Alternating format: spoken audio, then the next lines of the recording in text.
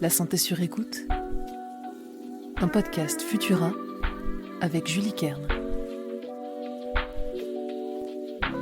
Bonjour, c'est Julie, chef de rubrique santé chez Futura. Bienvenue dans ce nouvel épisode de La santé sur écoute. Vous passez des vacances agréables au soleil jusqu'à ce qu'un vilain coup de soleil vienne vous empoisonner la vie. Restez bien attentifs, je vous dis tout pour soigner ce bobo très commun en été et éviter les complications inutiles.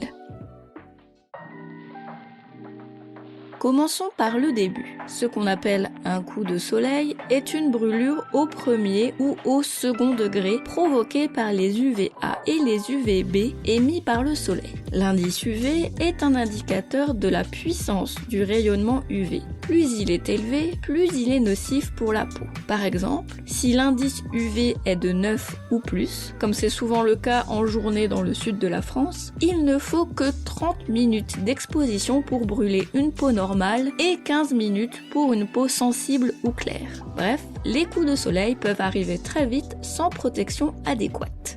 Notre premier réflexe est de se tartiner de crème solaire indice 50. Mais cette technique a ses limites. En effet, on applique rarement la quantité requise pour que la crème solaire soit pleinement efficace. Quand ils font leur test d'efficacité, les fabricants utilisent une quantité de crème solaire de 2 mg par cm² de peau. Dans les faits, on s'en applique près de 2 fois moins selon une étude d'UFC Que Choisir. Il faudrait environ 35 ml de crème solaire pour protéger suffisamment tout le corps, soit l'équivalent de 7 cuillères à café. Un tube de crème de 200 ml ne devrait vous servir que pour 8 applications avant d'être vide. Ainsi, pour se protéger des rayons néfastes du soleil, le plus efficace est encore de ne pas s'exposer du tout en restant à l'ombre ou en portant des vêtements longs. Mais malgré toutes vos précautions, vous avez un coup de soleil. Votre peau est rouge, sensible et échaudée. Pire, vous pelez à certains endroits. C'est une brûlure au premier degré que vous pouvez soigner vous-même. On file à la pharmacie pour acheter une pommade sédative qui calme la brûlure. Attention, les laits après soleil vendus dans les grandes surfaces n'ont aucun effet sur les coups de soleil, même s'ils présentent la mention apaisante ou hydratante.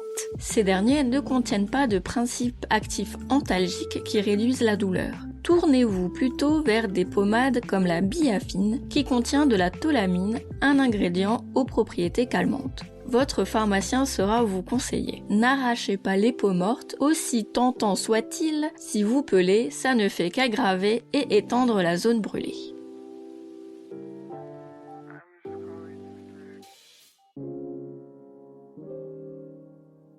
Certains coups de soleil plus sérieux et étendus doivent être soignés par un médecin.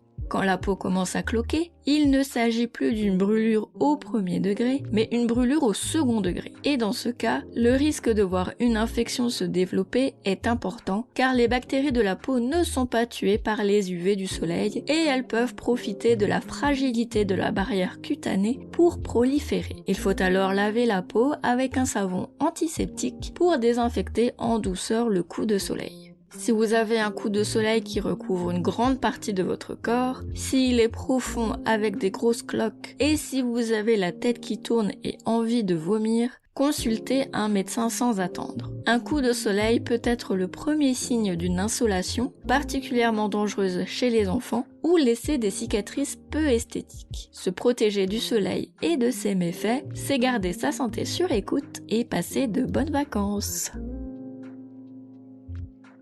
Merci d'avoir passé ce moment avec moi. Vous trouverez les sources de cet épisode dans la description pour vous forger votre propre avis. N'oubliez pas que les informations partagées pendant cette capsule audio ne se substituent pas à un diagnostic médical émis par un médecin. Si vous avez le moindre doute concernant votre santé, n'hésitez pas à consulter un professionnel. Pour nous soutenir et améliorer notre visibilité, abonnez-vous et partagez ce podcast autour de vous. On se retrouve dans 15 jours pour un nouvel épisode de La santé sur écoute. À très vite!